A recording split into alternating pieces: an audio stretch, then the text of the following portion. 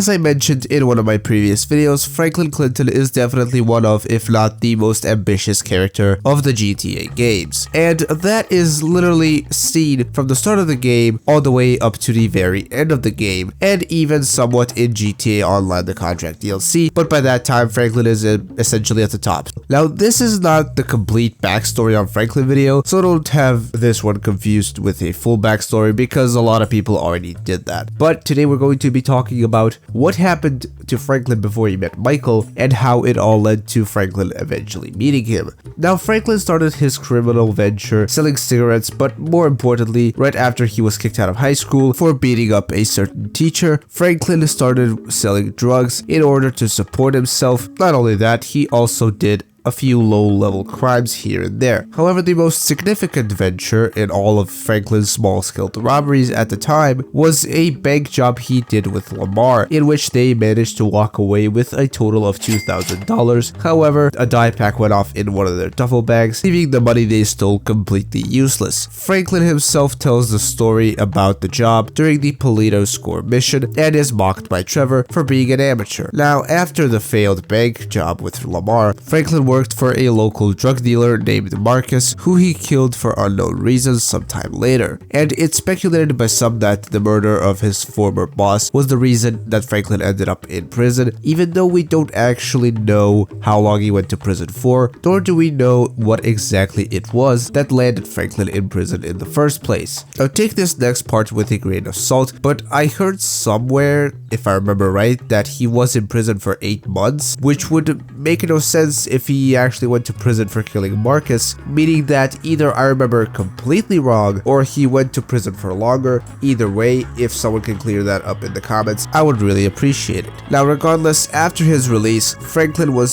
seemingly done with the gang lifestyle and was looking to pursue some legitimate work. Legit. And he found some form of legitimate work. I mean, the legitimacy of the work is kind of questionable, but we'll get to that later. Legit. At some point in 2012 or 2013, Franklin started working for an Armenian car dealer named Simeon Yetarian. Yeah, this ugly bald fuck. Essentially, Franklin was a repo man, but the whole repo work thing was far from legit.